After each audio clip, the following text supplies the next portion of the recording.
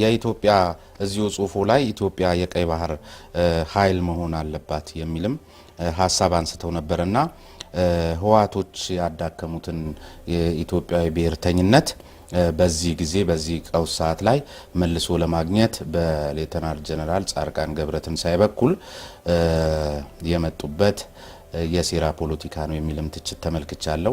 እዚህም ላይ ሀሳብ ቢሰጡ እርሶን ለማያውቁ ወይም ደግሞ እርሶ እኔ ይሄ ነኝ ቢሉ ጥሩ ነው። ቀይ ባህር ለኢኮኖሚያዊ እድገታችንም ኪ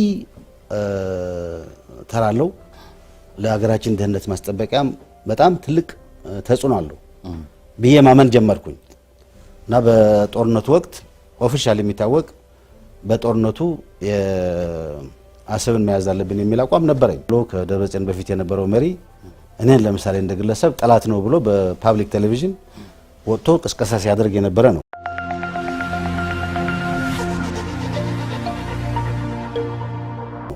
ምክንያቱም ጦርነቱን ኤታማዦር ሹም ሆኜ መርቻለሁ። በቦምብ ያልተደበደበ ከተማ የለም ትግራይ ውስጥ 4 5 3 4 3 2 ሰው ያልሞተበት ቤተሰብ የለም።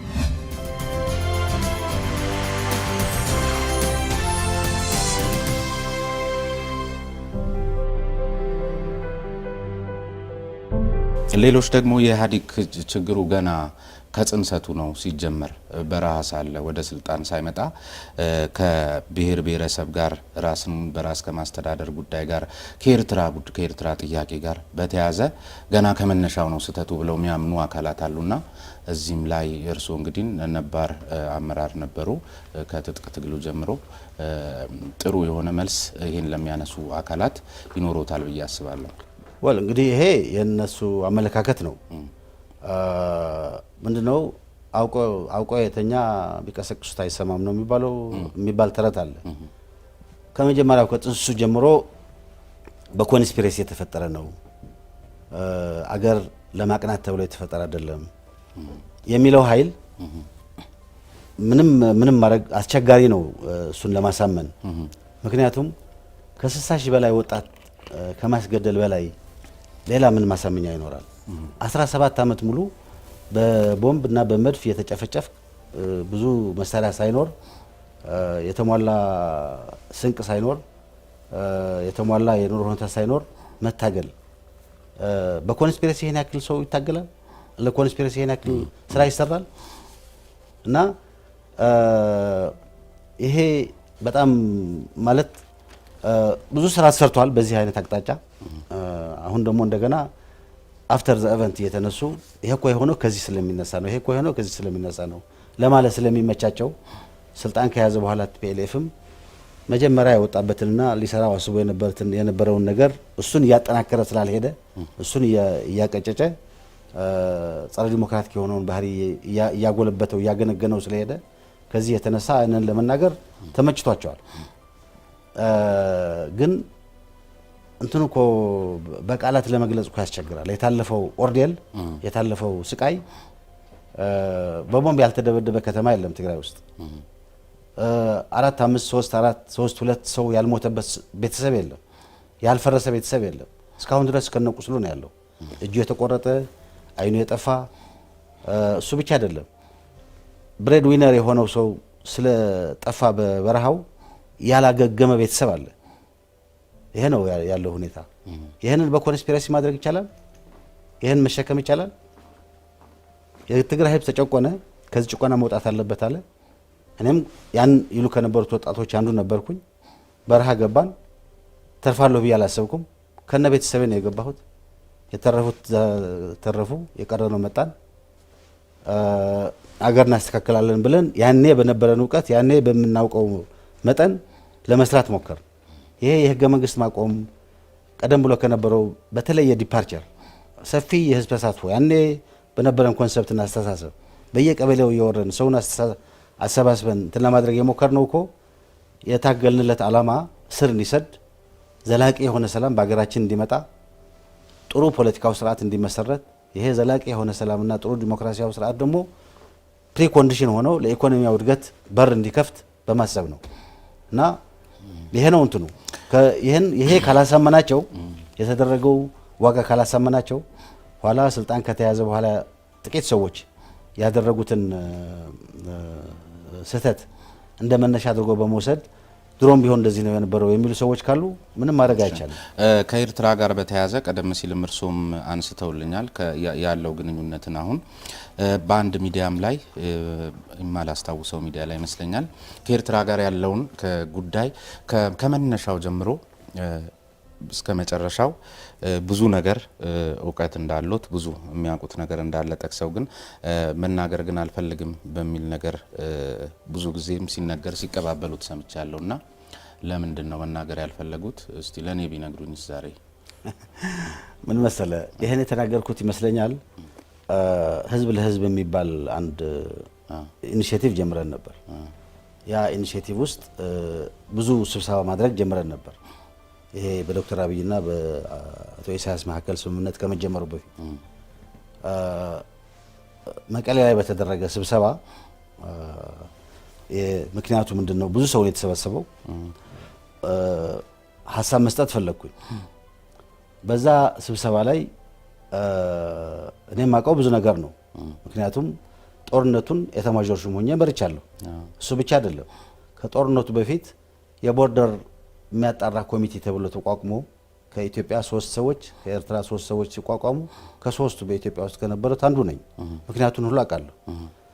ግን ስለ ሰላም በምትናገርበት ወቅት ይህን ነገር እያነሳህ እከሌ ነው ከወንጀለኛው እያልክ መናገር ለሰላሙ እንቅፋት መፍጠር ካልሆነ በስተቀር የሚጠቅመው ነገር የለም።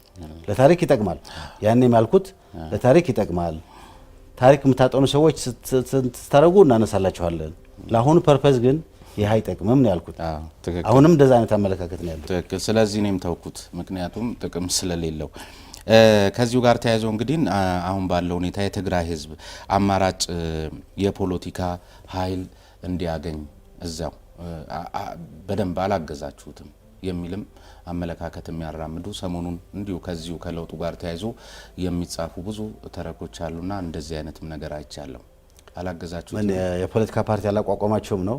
ወይም አማራጭ የፖለቲካ ኃይል እንዲያገኝ ምን መሰለ እንግዲህ ወደ ኢንዲቪጁዋል ሲመጣ ወደ እኔ ሲመጣ ለምሳሌ የፖለቲካ ፓርቲ አላቋቋማችሁም ከሆነ እኔ ከእንግዲህ በኋላ ሌላ የፖለቲካ ፓርቲ አቋቁም ይሄ ምናምን ፍላጎት የለኝም።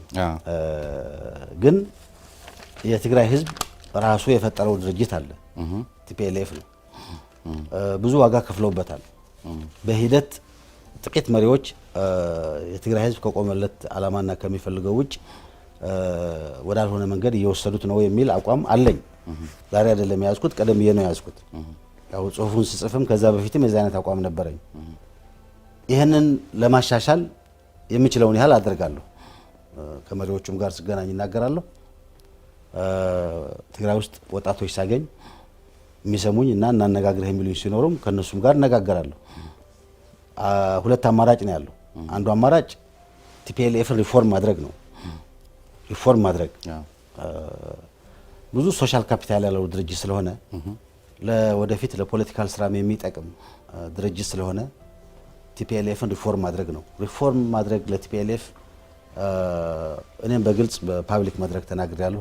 ሪፎርም መደረግ አለበት የሚል መሪዎቹ አዳዲስ መሪዎች መጥተው የተለየ ታሪኩን አስጠብቀው የተለየ ከወቅቱ ጋር የሚሄድ ዴሞክራቲክ የሆነ ኦርጋናይዜሽን እንዲሆን ማድረግ አለባቸው የሚል አቋም አለኝ።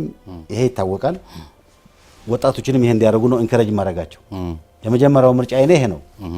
ይሄ ሳይሆን ሲቀር ደግሞ ወጣቶች ራሳቸው ኦልሬዲ በጣም እንትን ስለሆኑ አክቲቭ ስለሆኑ የራሳቸውን ምርጫ ይወስዳሉ ብዬ አስባለሁ። በእነሱ ምርጫ ላይ እኔና የኔ ትውልድ መስራት የሚገባውን ነገር ሰርቷል ብዬ አስባለሁ። እሺ፣ ግን ሲፈልጉ ልናማክራቸው እንችላለን። ከዛ ውጭ ግን የነሱ ታስክ ነው። የቲፒኤልኤፍ ግን ቁመና ለዚህ ለሪፎርሙ አሁን እርሱ ላሰቡት ሀሳብ ቁመናው በዚህ ደረጃ ላይ ነው ወይ ይፈቅዳል ወይ? ወል እንግዲህ ሁለት እንትን ያለው ያለፈውን ጉባኤ መነሻ አድርገን የወሰን እንደሆነ ሀፍ ነው ብዬ የማምነው እኔ። ሀፍ ማለት ምንድነው? ከፍተኛ የህብረተሰብ ተጽዕኖ እኛም ተጨምረንበት የህብረተሰብ ተጽዕኖ ስለነበረ ማዕከላዊ ኮሚቴውን እንትን ቀይረውታል።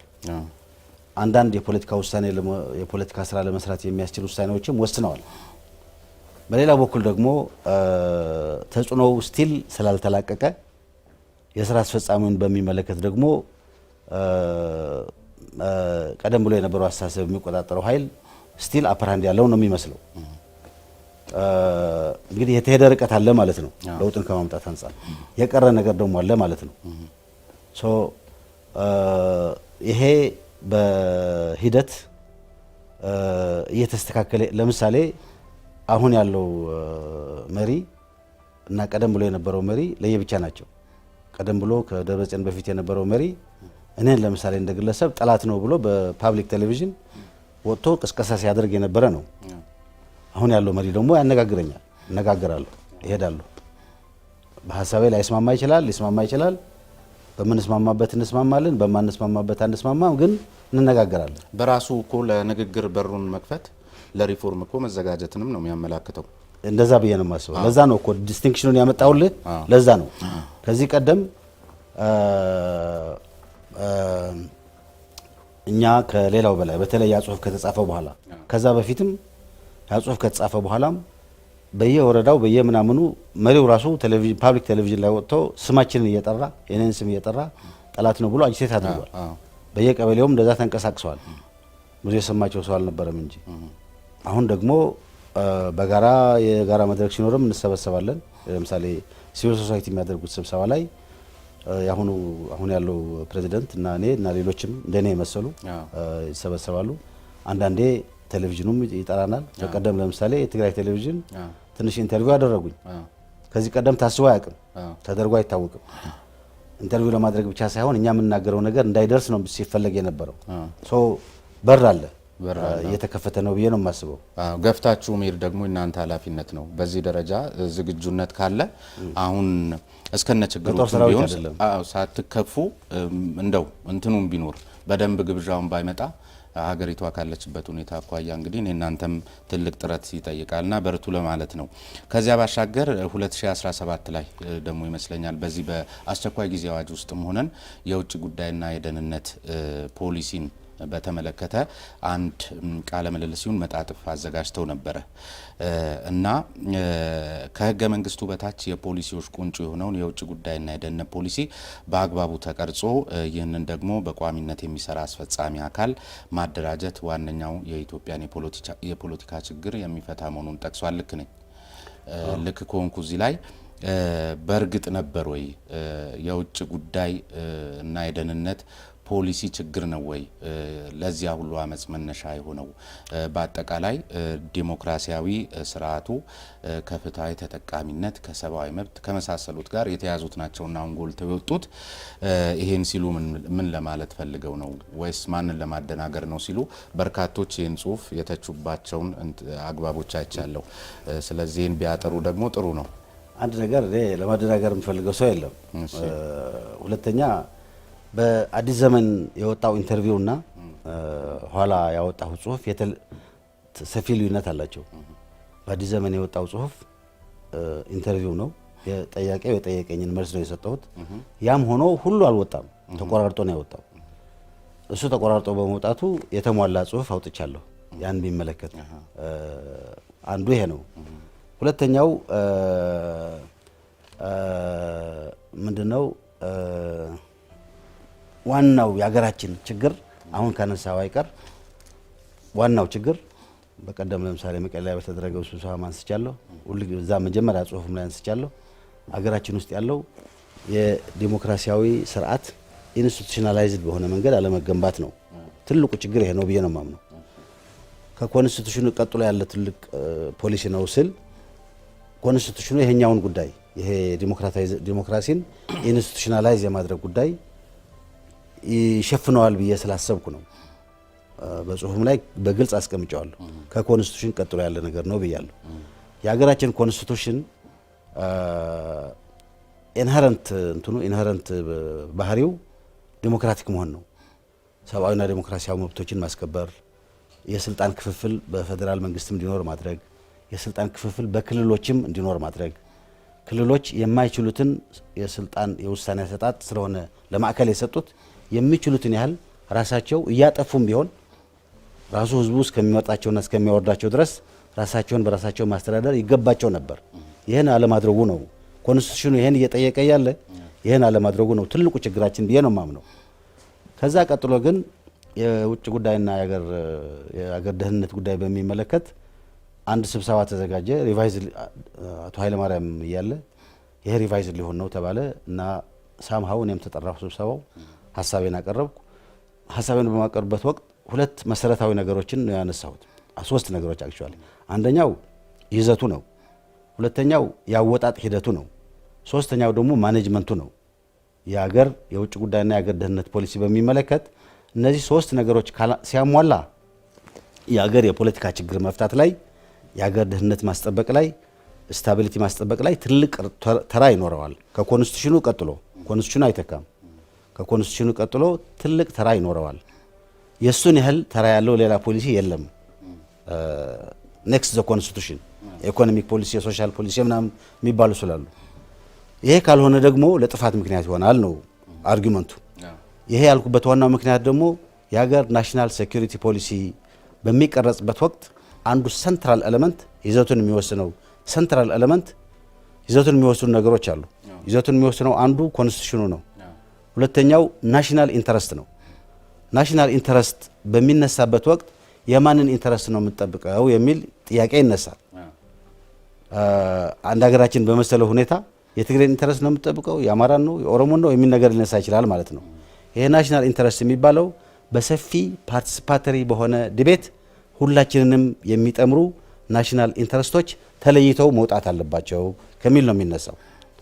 ለምሳሌ የቀይ ባህር ተጠቃሚነት የሁላችን ኢንተረስት የሚጠብቅ ነው ከተባለ ተነጥሮ ይወጣል። ህገ መንግስቱ ማክበር የሁላችን ኢንተረስት የሚያሟላ ነው ከተባለ እንደ ናሽናል ኢንተረስት ተነጥሮ ይወጣል።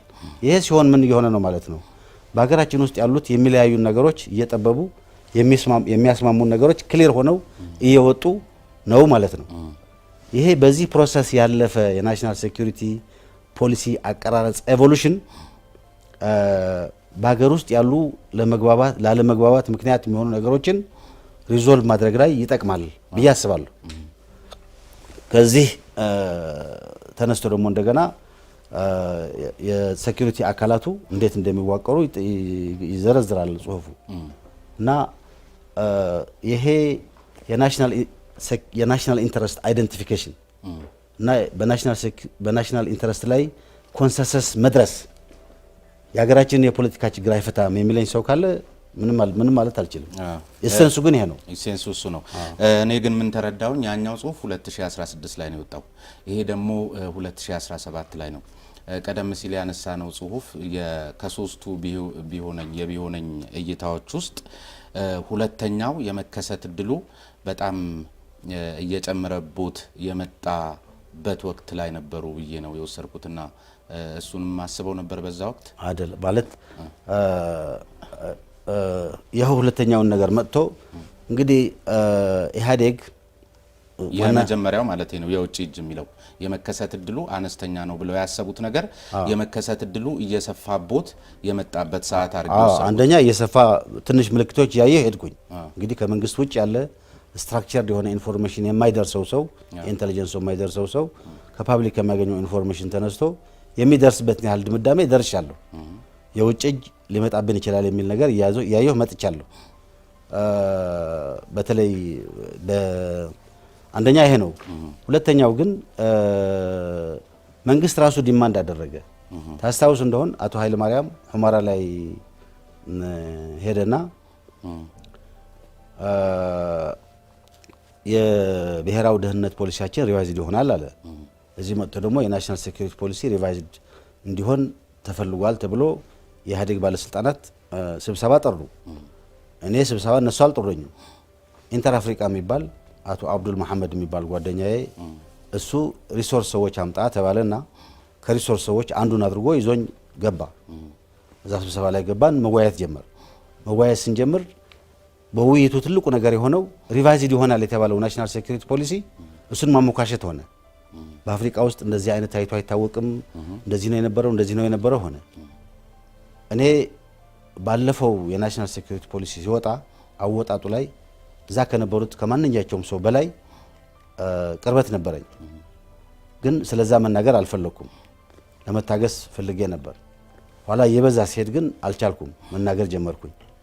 አይ ከእንግዲህ በኋላ የሚወጣው የናሽናል ሴኩሪቲ ፖሊሲም አንደኛ ይዘቱ፣ ሁለተኛ ሂደቱ አወጣጡ፣ ሶስተኛ ደግሞ ማኔጅ አደራረጉ እንደ ባለፈው የሚሆን ከሆነ ዲዛስተር ነው የሚል ሀሳብ ሰጠሁ በቃል። በዚህ መንገድ ጭቅጭቅ ተነሳ እዛ ከነበሩት ትላልቅ ኃላፊዎች ጋር ኢንክሉዲንግ ከአቦይ ስብሐት ጋር። ከዛ በኋላ አንዳንዶቹም ትንሽ ቻሌንጅ የማድረግ ነገር ለምን ታዲያ የተሻለ ሀሳብ ካለ ለምን አታወጣ ምናምን አይነት ነገር አነሱ። ሰዋይ የሚታየኝን አጻፍኩኝ አወጣሁ። እሺ እንግዲህ ሁለት ነገር ነበር። በአንድ በኩልም ትንሽ የሚነካ ነገር ነበረው። ከዛ በላይ ግን የሀገራችን የብሔራዊ ደህንነትና የውጭ ጉዳይ ፖሊሲ እያሳሰበኝ ሄዶ ነበር። አሁንም ባይዘወይ ስቲል ያሳስበኛል። የኢትዮጵያ እዚሁ ጽሁፉ ላይ ኢትዮጵያ የቀይ ባህር ኃይል መሆን አለባት የሚልም ሀሳብ አንስተው ነበርና ህወሓቶች ያዳከሙትን የኢትዮጵያዊ ብሔርተኝነት በዚህ ጊዜ በዚህ ቀውስ ሰዓት ላይ መልሶ ለማግኘት በሌተናል ጀነራል ጻድቃን ገብረትንሳኤ በኩል የመጡበት የሴራ ፖለቲካ ነው የሚልም ትችት ተመልክቻለሁ። እዚህም ላይ ሀሳብ ቢሰጡ እርሶን ለማያውቁ ወይም ደግሞ እርሶ እኔ ይሄ ነኝ ቢሉ ጥሩ ነው። የሴራ ፖለቲካ ለሚያነሳ ሰው አስቸጋሪ ነው፣ እሱን መመለስ አይቻልም። ያም ሆነ ይሄ ግን መጀመሪያ ላይ ኤርትራ ነፃ መሆን አለባት የሚል አቋም እኔም እንደ ቲፒኤልኤፍ እንደ ኢህአዴግ ነበረኝ። እሱን የሚቃወም አስተሳሰብ አልነበረኝም። የኤርትራ ጦርነት ከተጀመረ በኋላ እና ትንሽ ከቆየን በኋላ ግን ከጦርነቱ በፊትም ይህን ሀገር የባህር በር እንዲያጣ ማድረጋችን በኢኮኖሚ እድገታችን በናሽናል ኢንተረስታችን ኢኮኖሚ እድገትና የሀገራችንን ሰላም ማስጠበቅ ከሆነ ቀይ ባህር ለኢኮኖሚያዊ እድገታችንም ኪ ተራለው ለሀገራችን ደህንነት ማስጠበቂያም በጣም ትልቅ ተጽዕኖ አለው ብዬ ማመን ጀመርኩኝ እና በጦርነቱ ወቅት ኦፊሻል የሚታወቅ በጦርነቱ አሰብን መያዝ አለብን የሚል አቋም ነበረኝ። በፎርማል መድረክ ያነሳሁት ነው። ኋላ ክንት ካደረኩት በኋላ አይደለም። ጭቅጭቅ ተነሳ። የሚበልጠው ሰው አልደገፈውም። የኔ ብቻ አቋም ሆነ እንትን አልተደረገም። ከዛ በኋላ ደግሞ ይሄ አሁን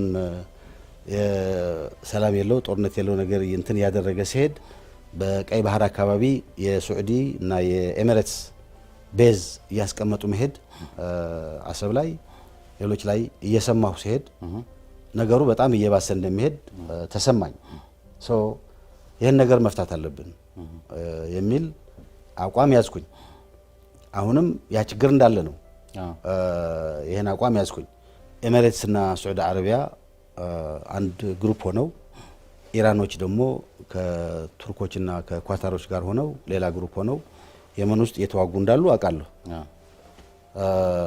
የኢትዮጵያ መንግስት አሁን በዚህኛው ላይ ጎራ ለይቷል ወይ የሚለው ኦፊሻል ማውቀው ነገር የለም። ስለዚህ ጉዳይ መናገር የምችልበት ደረጃ ላይ አይደለም ያለው። እሺ ሌላ አንድ በጣም መነሳት ያለበትና ያው ቀደም ሲልም እርሶ ነካክተውት ነበረ ማንሳት ያለብኝ ሰዓት ላይ አነሳዋለሁ። ከዚህ ከአስተዳደር ወሰንና የማንነት ጉዳዮች ኮሚሽን መቋቋም ጋር ተያይዞ የምናነሳው ሀሳብ ስላለ ከዚህ ራያ ወልቃይት አካባቢ የማንነት ጥያቄ ጋር ተያይዞ ይነሳል። በትግራይ በኩል የመልማት ችግር እንጂ የማንነት ነገር የለም የሚል ነገር ይነሳል። ከዚሁ ጋርም ተያይዞ በትግራይ ክልል በኩል የሚሰጡ መግለጫዎች ቀደም ሲል እርሱ እንዲተወጥሯል ላሉት ነገር መነሻ ምክንያት እየሆነ ነው የሚል ነገር አለና የእርሱ ምልከታ እዚህ ላይ ቢሰጡኝና ከዚህ ከኮሚሽኑም ጋር ተያይዞ ጥያቄዎች አሉ። እንግዲህ አንደኛ የመጀመሪያ ይሄ እንትን ስናካልል ይሄ ክልል ስናካልል እኔ ዲቴይል የሚከልሉት ሰዎችና በዚህ ጉዳይ ላይ የሚናገሩት የሚሰሩት ሰዎች ላይ አልነበርኩም። የስራ ድርሻዬ የተለየ ስለነበረ ግን አከላለሉን አውቀዋለሁ። ቤዚክ ፕሪንሲፕሉን አውቀዋለሁ። ቤዚክ ፕሪንሲፕሉም ላይ ተስማምቼ ነው የገባሁት እና ስህተት ነበረበት የሚል አመለካከት የለኝም። ቋንቋን መሰረት አድርገን እንወስን አከላለሉን ቋንቋ ከባህል ጋር ከምናምን ጋር በጣም የተያያዘ ስለሆነ እሱን መነሻ አድርገን እንወስን የሚል ነገር ነው ያነሳ ነው። ታሪክን መነሻ አድርገን እንወስን አላልንም። ታሪክን መነሻ አድርገን ወስን ቢባል ኖሮ ጉዳዩ ሌላ ነበር የሚሆነው። እኔ ያደኩት ራያ ነው። ራያ አካባቢ ያለውን ነገር አውቃለሁ። ወልቃይት ደግሞ እንደ ታጋይ ሆኜ ስንቀሳቀስ ማውቀው ነገር አለኝ። ስለዚህ ቋንቋና የህዝቡን ስነልቦና ምናምን ከሱ ጋር የሚያያዙትን ወስን ተብሎ ተወሰነ። ይሄ ትክክል ነው የሚል እምነት አለኝ። አሁን አገራችን ሰፊ ለውጥ የተደረገ ባለበት ወቅት አጋጣሚውን ተጠቅመን ይሄን ነገር አንድ መቋጫ እናድርሰው የሚል ሐሳብ ከሌለ በስተቀር ይሄ ጉዳይ ቢያድር ነው ጥሩ የሚሆነው የነበረው፣ ቢቆይ ነበር ጥሩ የሚሆነው። በሌሎች ስራ ላይ ተጨማሪ ስራ እየጨመረ ስለሆነ ያለው በትግራይ ህዝብ ላይ ቁጣን ቀስቅሷል። ይሄ ነገር ይሄ በዚህ በተለይ ደግሞ በኃይል እንወስዳለን የሚል አንደምታ ያለው ከአማራ ክልል መሪዎች በተለያየ ጊዜ በሰልፍም በምናምንም የሚተላለፈው መልእክት በትግራይ ህዝብ ላይ ቁጣን ቀስቅሷል እና ይሄ ባለበት ወቅት አሁን ደግሞ እንደገና ህገ መንግስቱ ይሄ የሚፈታበትን መንገድ አስቀምጦ እያለ ከሱ ውጪ ሌላ ኮሚሽን ማቋቋም አስፈላጊ ነው የሚል እምነት የለኝም። ህገ መንግስቱን በራሱ ቆይ አንድ ነገር እንትላረግ ኤክስፐርት አድቫይስ ከተፈለገ ኤክስፐርት አድቫይስ ነው ስለሚባል አንዳንድ ጊዜ በህዝብ መወሰኛ ምክር ቤት ደረጃ ኮሚሽን ተብሎ መቋቋም አያስፈልገውም።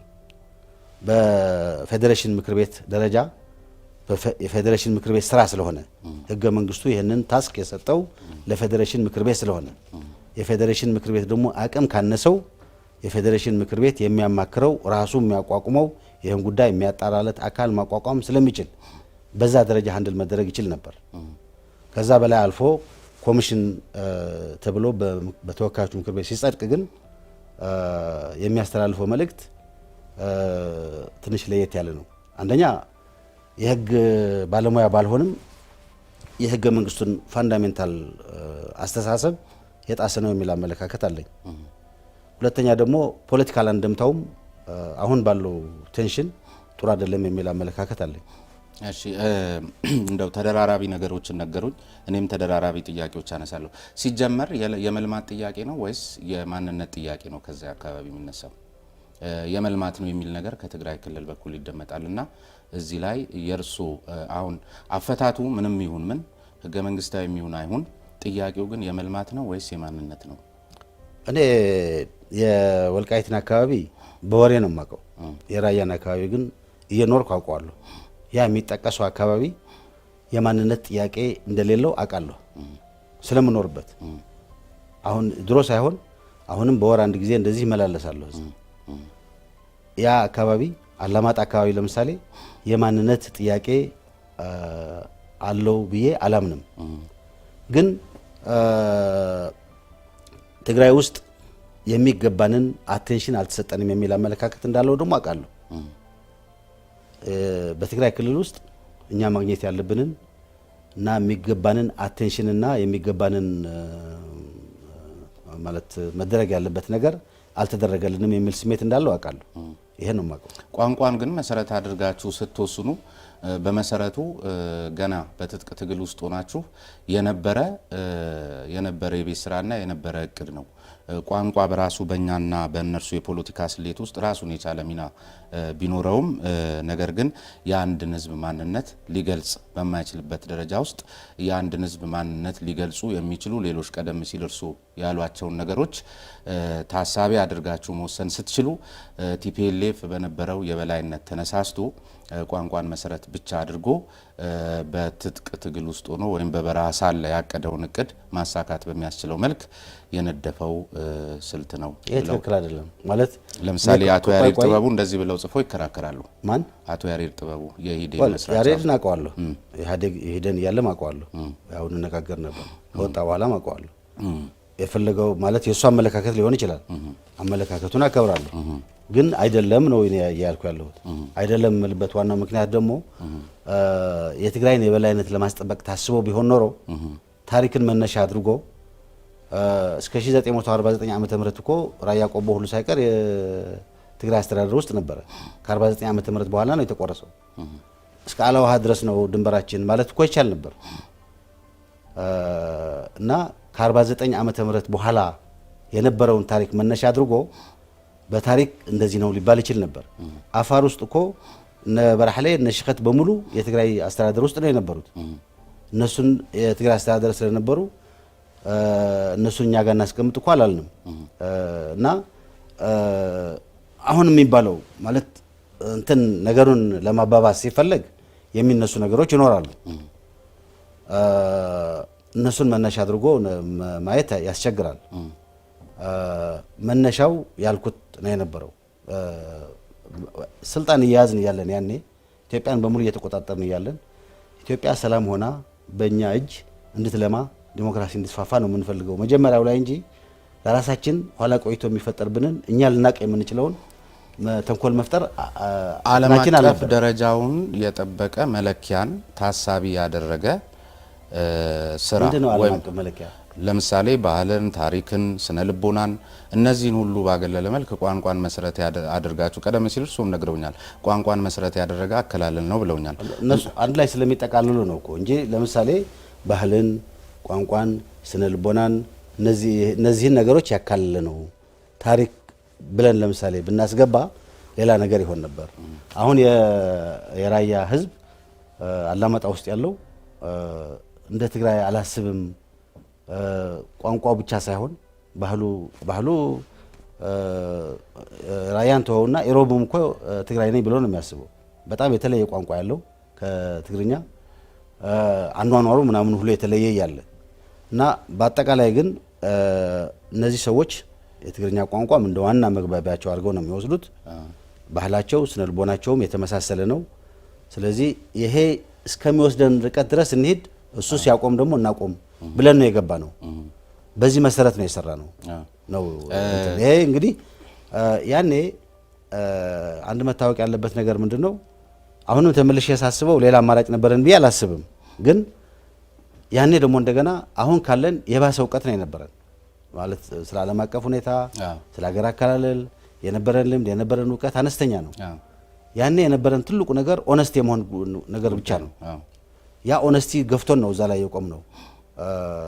ከዛ በላይ እንትናለ ነገር ግን ኮሚሽኑ አሁን የተቋቋመው ኮሚሽን ወይም ደግሞ በፌዴሬሽን ምክር ቤት ብቻ ሃንድል ማድረግ ይቻል ነበር ብለው እርሶ ያነሱት ነገር ላይ የፌዴሬሽን ምክር ቤትን ስልጣን እንደማይጋፋ እንደዚሁ ደግሞ ለለውጡ መቀልበስ እንደ ዋነኛ ስጋት ከሚጠቀሱት መካከል ከዚህ ከወሰንና ከማንነት ጉዳዮች ጋር የተያዙ ስለሆኑ ኮሚሽኑ ህገ መንግስቱን በማይሸራርፍ መልኩ ግብዓት የሚሆኑት ለፌዴሬሽን ምክር ቤት ኮሚሽኑ ራሱ ውሳኔ ሰጪ አይደለም።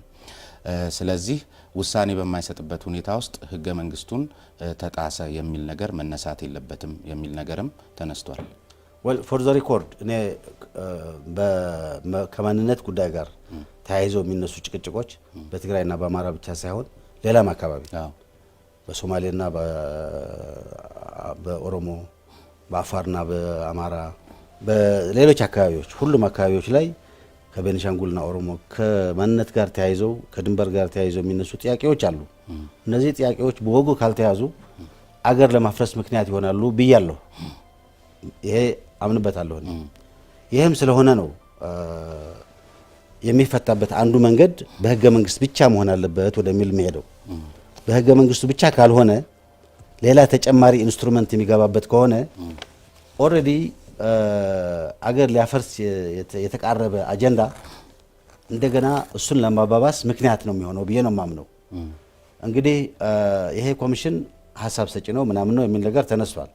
የኔ አመለካከት ትግራይ ውስጥ ያለው አመለካከት እስከማውቀው ድረስ ያ ከሆነ ይሄ ስልጣን የፌዴሬሽን ምክር ቤት ስልጣን ስለሆነ በማንነት ጉዳይ ላይ በክልሎች ላይ የሚነሳውን ጉዳይ ፋይናል አርቢተር የሆነው የፌዴሬሽን ምክር ቤት ስለሆነ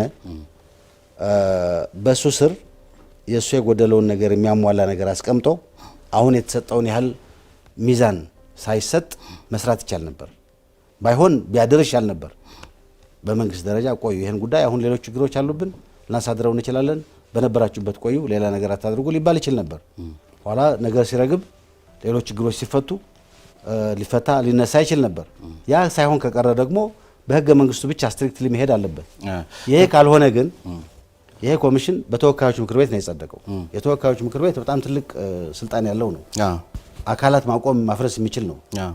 ሀሳብ ለሚሰጥ አካል በዛ ደረጃ በምክር ቤት በተወካዮች ምክር ቤት ደረጃ ማቋቋም ለምን አስፈለገ? እዚያው ማብራሪያ ላይ ፐርሰፕሽን ነው የሚፈጥረው ተብሎ ለምን አይታሰብም? እዚያው ማብራሪያ ላይ ግን የሚመለከተው የቋሚ ኮሚቴ ሰብሳቢ ሀሳብ ሲሰጡ ይሄ ምክር ቤት ወይም ይሄ ኮሚሽን የደረሰባቸውን ግኝቶች ለሚኒስትሮች ምክር ቤት ብቻ ሳይሆን ለፌዴሬሽን ምክር ቤትም ለሕዝብም እንደዚሁ ለሕዝብ ተወካዮች ምክር ቤትና ለሁሉም ባለድርሻ አካላት የሚያቀርብ ስለሆነ ነው በአዋጅ ማቋቋም ያስፈለገው የሚል መልስ ሰጥቷል።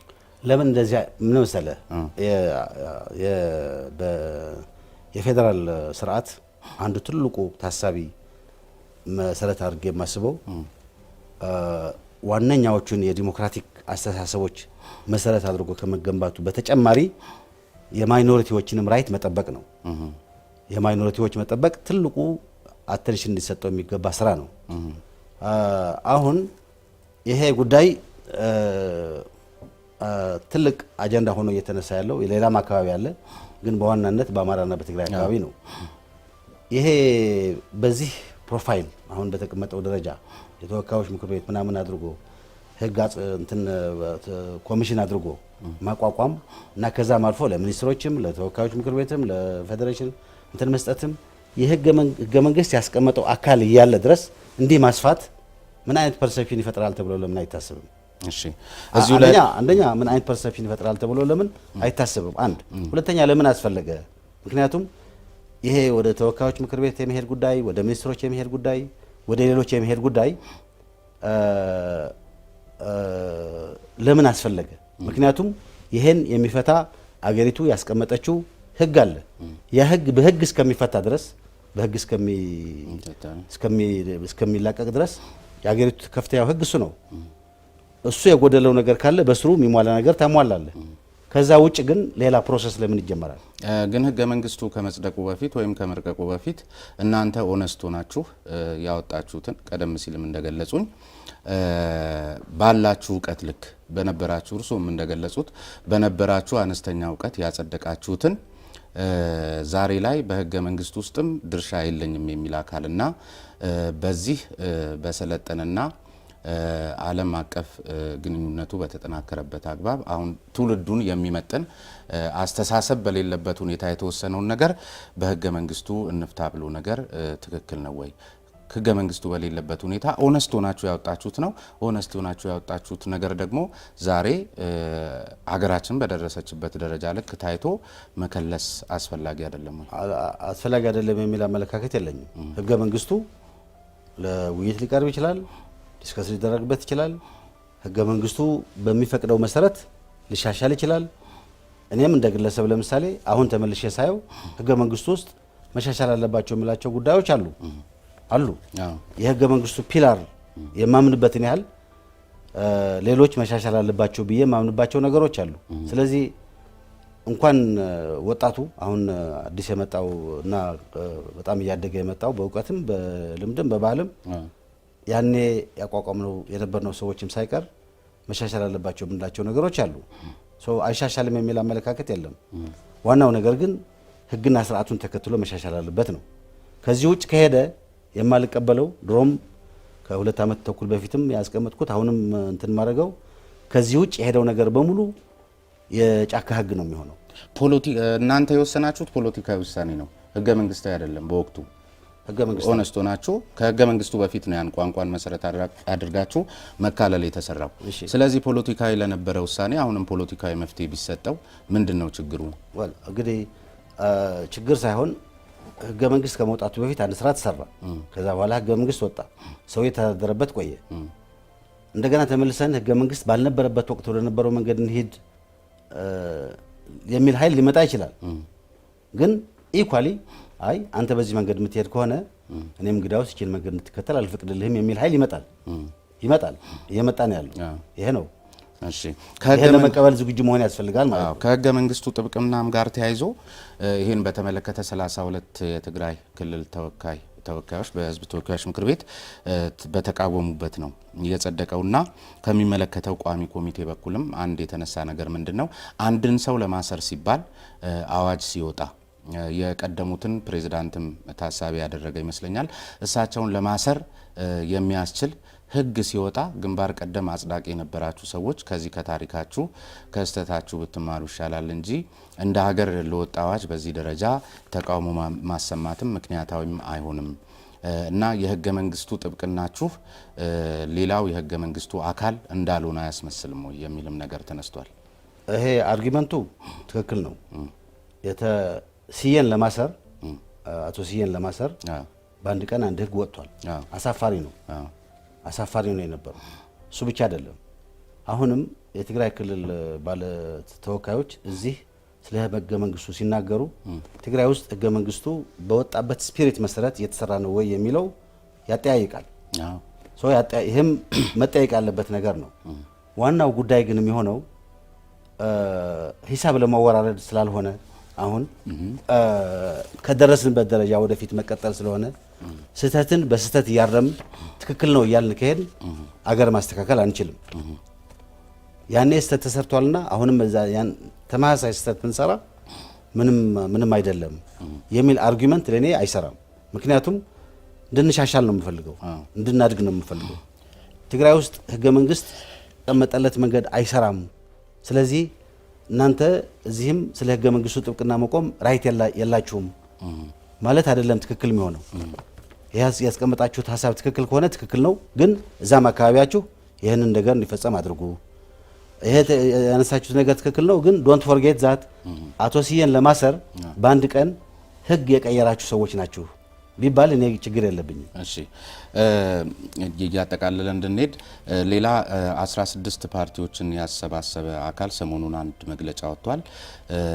ለማመን የሚያዳግቱ የሰብአዊ መብት ጥሰቶችና ዘረፋዎችን ባየንበት ሁኔታ ላይ ከወደ ትግራይ ክልል የሚደረጉ ሰላማዊ ሰልፎችና ይህን የሚቃወሙ ሰልፎች ተገቢነት የላቸውም እናወግዛለን ብለዋልና እናንተም አሁን እንግዲህ ከነርሱ ጋር እየተመካከራችሁ ሪፎርም በማድረግ እንቅስቃሴ ውስጥ ካላችሁ እንደዚህ አይነቱን መግለጫ እንዴት ነው የሚገመግሙት? እንዴት ታዘቡት? እንግዲህ እየተመካከራችሁ ያለው ነገር እንትን አደረከው። እየተመካከራችሁ ማለት በሩ ክፍት ነው የሀሳብ አለ በሚለው ማለት ሲሄድ ለማግኘት እድል አለኝ፣ ሀሳብን መግለጽ እችላለሁ። ቀደም ብሎ ከነበረው ያለው ከሱ አኳያ ማለት ነው። ቀደም ብሎ ከነበረውን አንጻር የነበረውን ልዩነት ነው ያስቀመጥኩት እንጂ የትግራይ ክልላዊ መንግስት አማካሪ አይደለሁም። ገብቶኛል። ይሄ ዲስቲንክሽን ክሊር መሆን አለበት እና ይሄ እንዴት ነው የሚታየው የሚለው እኔ የማየው የትግራይ ህዝብ ስጋቱን የገለጸበት ሰልፍ አድርጌ ነው የማየው። በሌላ በኩል ሌላ ትርጉም ሊሰጠው ይችላል። ግን ቅድም ካልኩት አንጻር ቅድም ከዘረዘርኩት አንጻር በወልቃይትም በራያ መጣንብህ እየተባለ ሲሰማው ኢሳያስ በላዩ ላይ የሄደ ባህር ዳርም አዲስ አበባም ኮንስፓየር እያደረገ ያለ መስሎ ሲሰማው መንገድ ሲዘጋ የሀገር መንግስት ይሄ ትክክል አይደለም ብሎ መክፈት ሳይችል ሲቀር ወይ ለረጅም ጊዜ ዝም ሲል እነዚህ ህገ መንግስቱን ደግሞ እየተጣሰ በሚዲያ ለምሳሌ ቅርብ ጊዜ የተደረገው ይሄ ዶኩሜንተሪ ምናምን የተባለው ነገር ከወንጀል በላይ አልፎ የህዝብን አንገት ለማስደፋት ተብሎ የሚደረግ ፕሮፓጋንዳ መሆኑን ሲያቅ ስጋቱን የሚገልጽበት ተው አደብ ግዙ፣ ይሄ ትክክለኛ አካሄድ አይደለም ያለበት ሰላማዊ ሰልፍ አድርጌ ነው የማስበው። እዛ የተነገሩት ነገሮች በሙሉ እነሱን በሙሉ እንትን አደርጋለሁ ማለት አይደለም። አጠቃላይ ስፒሪቱ ግን ይሄ የምንሄድበት ያለን መንገድ አብሮ የሚያስኬደን አይደለም፣ አስቡበት፣ ጥሩ አይደለም የሚል መልእክት ያስተላለፈ አድርጌ ነው የማስበው። ይሄ መተላለፉ ደግሞ በሰላም ጉዳዮች ቁጭ ብሎ አጥፊን በጥፋቱ ልክ ሌላውን ደግሞ ከሱ ነጥሎ አገር ለመገንባት በሚያስችል አይነት መንገድ ለመስራት ሁኔታዎች ለማመቻቸት የሚያስችል ነው የሚመስለኝ። ለዚህ አርገ ቀደም ሲል ግን እርሶም ያው ሂሳብን አንዱን ሂሳብ በሌላ ሂሳብ ማወራረዱ ተገቢ አይደለም የሚል በዚህ በእንትኑ ጉዳይ ላይ አንስተን ነበርና እኔም እሱን ላለመድገም ግን ደግሞ ከዚህ በፊት እና አኬልዳማ ሲሰሩ የሌሎችን ብሔር አካላት አንገት ሊያስደፉ የሚችሉ ነገሮች ሲሰሩ የትግራይ ህዝብ ሰላማዊ ሰልፍ አልወጣም ማለት እኔ አሁን የትግራይ ህዝብ ወክዬ አይደለም እየተናገርኩ ያለው። ያ የተሰራው እንትን ስራ ትክክል ነው የሚል እምነት የለኝም። ትክክል አይደለም እና ደግሜ እንደገና ለመድገም ያ ተሰርቶ ያመጣውን ጥፋት እያወቅን አሁን ደግሞ እንደገና ተመሳሳይ ነገር ማድረግ ደግሞ ጥሩ አይደለም፣ ትክክል አይደለም። በቃ አሁንም እኮ ቀድሜ ሂሳብ ላለማወራረድ ያልኩበት ምክንያት እሱ ነው። ሌላ ቀደም በመቀሌ ዩኒቨርሲቲ የተዘጋጀ አንድ ውይይት ነበርና ሰሞኑኛ ደግሞ ፖለቲካውን አየሩን የያዘው ጉዳይ ነውና በአቶ በረከት ስምኦን በኩል አንድ ጥናት ቀርቦ እዛ ላይ በጣም ውይይት ተደርጓል። በዋናነት ግን መነጋገሪያ ሆኖ የወጣው የአረና የህዝብ ግንኙነት ኃላፊ አቶ አስገዶም ገብረስላሴ የተባሉ ሰው አምዶም ገብረስላሴ የሰላ ትችት ነው ያነሱትና እሱን ለማስቆም የተደረገበት መንገድ የተሄደበት ርቀትና ጭብጨባ በሚገርምና አንዳንዴ ልጅነትን በሚያስመስል መልኩ ተገልጾ በብዙ መልክ መነጋገሪያ ይሆናልና አሁንም የተለየ ሀሳብና አስተሳሰብን የማፈን ፍላጎት አለመስከኑን በዛ ክልል ያሳያል። የእርሱ እይታ? እንደዛ ነው ያሳያል ብዬ ነው የምነሳው። እኔ እዛ ስብሰባ ላይ ተሳታፊ ነበርኩኝ። ወደ ስብሰባው ስጠራ የተነገረኝ አጀንዳና አቀራረብና ኋላ ያየሁት ለየብቻ ነው የሆነው። አትሊስት አቶ ሌንጮ ለታ ይኖራል ተብሎ ተነገረኝ። ዶክተር አሰፋ ፍስሐ የሚባል የፌዴራሊዝም ጥናት ያጠና ሰው ይኖራል ተባለ። በረከትም ይኖራል ተባለ። እንግዲህ በረከት የኢህአዴግን ሳይድ ያቀርባል ብዬ አሰብኩ እና ሌሎቹ ደግሞ ሌላ ነገር ያቀርባሉ። እኔም በሀገራችን የፖለቲካ ወቅታዊ ሁኔታ በተለይ እንደ አቶ ሌንጮ የመሰሉ ባላንስድ የሆነ አመለካከት ያላቸው የእድሜ ባለጸጋዎች በእውቀት የተካኑ ባሉበት መሳተፍ ጥሩ ነው ብዬ ሄድኩኝ። ሲሄድ የበረከት መጽሐፍ ግምገማ ነው የሆነው። ያኔ ተናግሬያለሁ። የበረከትን መጽሐፍ ግምገማ ለመስማት አልሄድኩም እዛ።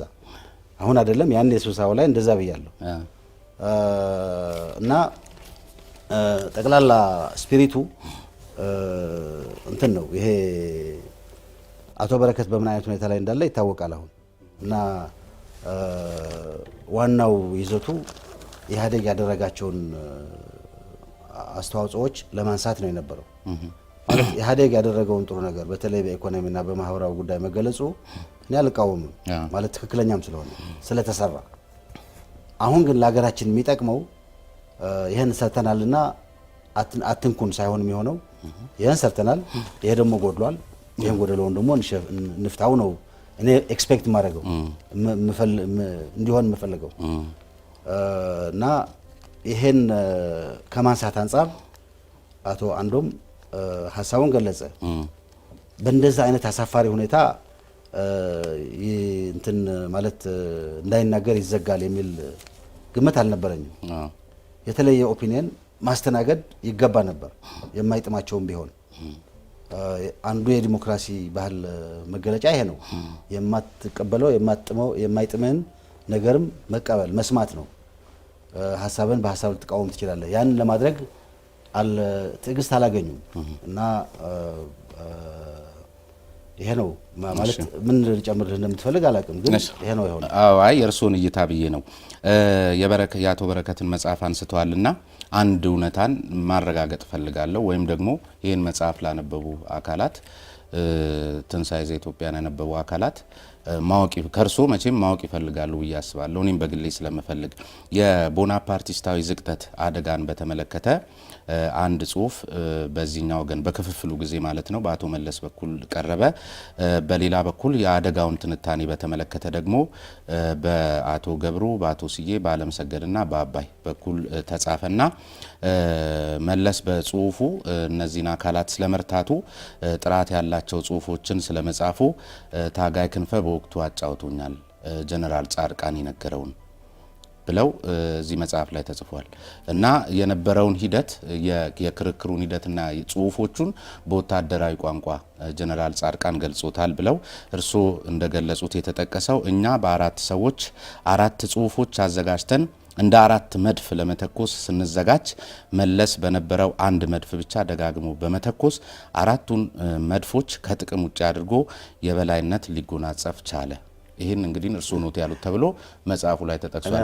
መጽሐፉ ላይ ብዙ ፋክቹዋል ኤረሮች አሉ። አንድ ሁለተኛ ከነሱ ውስጥ አንዱ ይሄ ነው። ሁለተኛ ወደ አንድ ያጋደለ ነው መጽሐፉ።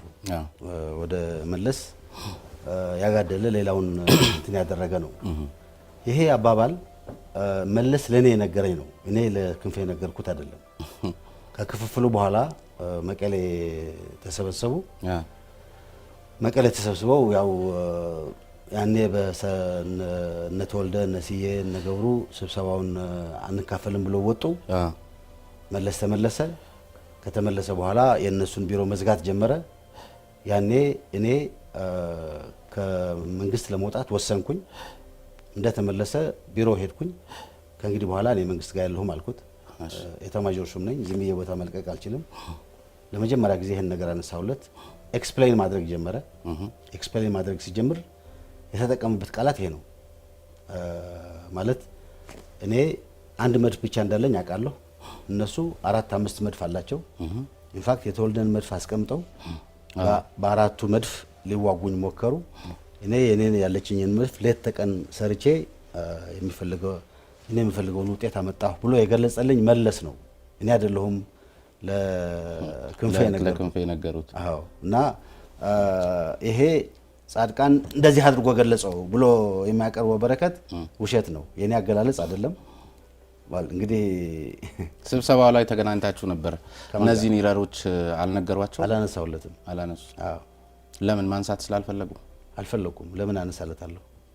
ምክንያቱም ከናንተ ጋር በተያያዘ ማት ነገር እዛ ላይ ስለነበረ ሌሎቹም በዚህ ደረጃ ከሆኑ ምናልባት ወይ ወደፊት እናንተ ስትጽፉ በዛ ይታረማል ነው።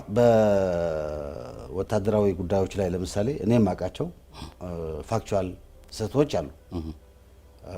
አንደኛ ማንሳት አልፈለኩም። ያው አጭር ነበር ቁጭ ብለን የነበረው ሌላ ነገር ነው። እንደምን አለህ፣ ልጆች እንዴት ናቸው፣ ልጆች እንዴት ናቸው፣ ሚስት ምናምን ያው አብረን ስለቆየን በዚህ ላይ ተቀያየር። ወደ ስብሰባው ገባ። ስብሰባው ላይ ደግሞ በስብሰባው ሁሉ የሚሰማውን ነገር ተናገር። ከስብሰባው በኋላ ከኔ ጋር ቁጭ አላለም። እኔ ሌላ ቦታ ቁጭ አልኩት፣ እሱ ሌላ ነው ያለው። ለማነጋገርም አልፈለኩም እና ሌላ ጊዜ ስለ ኢህአዴግ ታሪክ የበረከት መጽሐፍ ብቻ አይደለም የሚሆነው፣ ሌላ መጽሐፍ ይኖራል። የተጻፉም አሉ የሚጻፉም ይኖራሉ። በዛ ደረጃ ነው። ዋናው ነገር ግን ይሄ መጽሐፍ አንዳንድ የሚያነሳቸው እንትኖች አሉ። ኢህአዴግ በኢኮኖሚና በማህበራዊ ጉዳዮች ላይ ያስመዘገባቸውን ድሎች ይገልጻል። ቱ ዘ ኤክስተንት ዛት አሁን ለመጣው ችግርም መነሻው እሱ ነው ብሎ ነው የሚወስደው እሱ እና መነሻው እሱ ከሆነ መፍትሄው ምን ሊሆን እንደሚችል አላውቅም። በኢኮኖሚ አንደግ ከሆነ መፍትሄው እንትን ነው እና በኢኮኖሚና በማህበራዊ ጉዳዮች ለውጥ አምጥቷል የሚለው ትክክል ነው፣ መጥቷል። ለዚህም ትልቁ ክሬዲት የሚወስደው መለስ ነው። በዛ ጉዳይ ላይ ሲንግል ማይንድድ በሆነ መንገድ ሰርቷል። ልክ ኢህአዴግ ለመጣው ለውጥ ባለቤት ነኝ ብሎ እንደሚኩራራው ሁሉ ለመጣው ጥፋትም ጥፋተኛ ነኝ ማለት መቻል አለበት። ይሄ አለማድረጉ ነው ትልቁ እንትን የሆነው። ይሄ አካሄድ ሲንግል ማይንድድ የሆነ ኢኮኖሚና ፖለቲካ ማህበራዊ ጉዳዩን ካሻሻል ፖለቲካው ኋላ ይከተላል የሚለው አይነት አስተሳሰብ የት እንዳደረሰን አሁን ይታያል። እየመረጡ መውሰድ እየመረጡ መተው መሆን የለበትም። ያኛው ግን ትክክል ነው፣ ተሰርቷል፣ ለውጥ አምጥቷል። አሁን ላለው አመራር ትልቁ ታስክ የሚሆነው ስህተቱን አርሞ በተገኘው ጥሩ ነገር ላይ ደግሞ እየገነባ እንዴት ማደግ እንደሚቻል ማሰብ ነው። እሺ፣ የመጨረሻችን የሚሆነው አሁን ባለው ሁኔታ የትግራይ ህዝብን አብሮ ከህወሓት ጋር ደምሮ ቀደም ሲል በገለጹልኝ አግባብ ነገሮችን እያጋጋለ እየገለጸ ለሚገኝ አካል እንደዚሁም ደግሞ ይህን ጉዳይ በዋናነት በትኩረት አይቶ ወደ መፍትሄዎች መምጣት ላለበት የፌዴራሉ መንግስት እንደዚሁም ለትግራይ ህዝብ እና ለክልሉ መንግስት ለህወሓትም ጭምር መልእክት ማስተላለፍ አለበት ብዬ አስባለሁ። ማስተላለፈው መልእክት ያው መቀሌ ሄጄ ያልኩትን ነገር ነው። ጦርነት ለምሳሌ አሁን እየመጣ ያለው መጋጋል በተለያየ ምክንያት በትራንዚሽናል ጃስቲስ ሴሌክቲቭ የሆነ ጃስቲስ የተፈጸመብን ነው፣ ራሳችን እንድንደፋ የተደረግን ነው፣ ሂሚሌት እንድንሆን የተደረግን ነው ከሚል መነሻ ይሁን የማንነት ጥያቄ ቦርደር ጥያቄ ከሚነሳው መነሻ ይሁን ግልጽ የሆነ የፖለቲካ አቅጣጫ ካለመኖሩ የሚነሳ ይሁን በኢሳያስና በኢትዮጵያ ማዕከላዊ መንግስት ኮንስፒሬሲ በላያችን ላይ የተፈጸመብን ነው ከሚል ይሁን ከተለያዩ መነሻዎች ተነስቶ የሚፈጠረው መካረር ወደ ጦርነት ካመራ አንድ ቦታ ላይ አንድ ስፓርክ ከተጀመረ አሸናፊ የሚባል ነገር አይኖርም። ሁላችንም ነው ምንጠፋው። መቆሚያውም አስቸጋሪ ነው። ሶ እዚህ ላይ ከፍተኛ ጥንቃቄ ማድረግ ያስፈልጋል። ይሄ የቃላት መወራወር ቃላት ብቻ አይደለም የሚሆነው። ከዛ አልፎ እንደገና ቆይቶ ወደ ሌላ ነው የሚሄደው። ወጣቱን አስተያየት እየመረዘ ነው። ሌላ መፍትሄ እንዲዘጋ እያደረገ ነው። ለመጀመሪያ ጊዜ ልለው በምችል ደረጃ አሁን በቃ አክራሪ የሆነ በሌላ መንገድ እንፍታው የሚል አመለካከት እንትን ተቀባይነት እያገኘ ይሄድ ነው በማንም አካባቢ። ይሄ የጥፋት መንገድ ነው የሚል አመለካከት አለኝ እና ለኔ ኢህአዴግ የሚባለው ካለ ይሰባሰቡና ይሄን ጉዳይ ይፍቱ። ይሄን ጉዳይ ስል አሁን ሀገራችን ውስጥ በአጭር ጊዜ ችግር ውስጥ ሊከቱን የሚችሉ የረጅም ጊዜውን ለመፍታት እስከምንችል ድረስ በአጭር ጊዜ ችግር ውስጥ ሊከቱን የሚችሉ ክሊር የሆነ የፖለቲካ ፍኖተ ካርታ ለመኖር ከክልሎችና ከማንነት ጋር ተያይዞ የሚነሳው እንትን ማድረግ ይሄ ትራንዚሽናል ጃስቲስ በሚመለከትም ክሊር የሆነ መመሪያ አውጥቶ መመሪያውን ለህዝብ ገልጾ አርቢትራሪሊ የሚሰራ ሳይሆን በዚህ የውሳኔ ስራ ላይ የነበሩ ሰዎች እስከዚህ ድረስ እንጠይቃለን፣ ከዚህ ውጭ ያለውን ምህረት እናደርጋለን። እነዚህ ስንጠይቅ ደግሞ ትራንስፓረንት ፌር በሆነ መንገድ እንሰራለን። ይሄኛውን እንደ ፓኬጅ የትራንዚሽናል ጃስቲስ አካሄድ ሀገራችን ላይ ብቻ የተጀመረ አይደለም። ብዙ ሀገር ላይ ተደርጓል። ብዙ ኤክስፔሪንስስ አሉ። እነዛን ኤክስፔሪንስ ጨምቆ በዚህ መንገድ ነው የምንሄደው ተብሎ ለህዝብ ይገለጽ። ከዚህ ውጭ የሚሰራው ስራ ህዝብ ይቃወመዋል። በዚህ የሚሰራው ስራ ደግሞ የሚቃወም ኃይል ካለ ወንጀለኛ ነው ማለት ነው እና የዚህ አይነት ነገሮች ፈጥነው መስራት አለባቸው ብዬ አምናለሁ። በተጨማሪም ወደ ጦርነት ከተሄደ ወደ ውጊያ ከተሄደ ምቹዋሊ ሁሉንም ጦርነት የሚገቡትንም ኃይሎች ማንኛውም ኃይል የማዕከላዊ መንግስት ጦር ሰራዊት ስለያዘ ምናምን እንትን በአሸናፊነት የሚወጣው ነገር ነው ብዬ አላምንም። ኮንቲኒየስ የሆነ ማቆሚያ የሌለው እልቂት ውስጥ ነው የምንገባው ብዬ ነው ማምነው። ስለዚህ ይሄ ከመሆኑ በፊት ልብ ተገዝቶ የፖለቲካ ኃይሎቹ እንዲነጋገሩ እንዴት እንፍታው ብለው የሩጫ ሳይሆን ማደር የሚችለውን አጀንዳ ማሳደር፣ አሁን መፈታት ያለበትን አጀንዳ ደግሞ ተመካክረው በአንድ ላይ ሆነው መፍታት፣ አንድ ላይ ሆነው ተመካክረው መፍታት የማይችሉ ከሆነ ደግሞ ህብረተሰብ ውስጥ እውቀት ያላቸው በዚህ ጉዳይ ላይ ሀሳብ ሊሰጡ የሚችሉ ያንዳንዱን አካል አደብ ግዛ ሊሉ የሚችሉ ሊውጣጡ የሚችሉ ኃይሎች አሉ። ከሃይማኖትም ከምሁራንም ከተለያየ የህብረተሰብ አካላት የግድ የፓርቲ አባላት ያልሆኑ በዚህ መንገድ ነገሩን መፍታት የሚያስፈልግ ይመስለኛል። ይሄ አሁን ያለው በሁለቱ በኩል ያለው መካረር ለሀገር አይጠቅምም፣ ሀገርን ወደ ጥፋት ነው የሚወስደው፣ ማንንም አሸናፊ አያደርግም የሚል አመለካከት ነው ያለኝና እዚህ ላይ ረጋ ብሎ ማሰብ እንደሚያስፈልግ ለመምከር እፈልጋለሁ። እሺ ውድ ተመልካቾቻችን ጀነራል ጻድቃን ገብረትንሳኤ እንግዲህ እዚህ ድረስ ተገኝተው ለሰጡት ግልጽ ያልሆኑ ጉዳዮች ለሰጡት ማብራሪያ እንደዚሁም ደግሞ አዳዲስ ሀሳቦቻቸውና ሀገራችን አሁን ካለችበት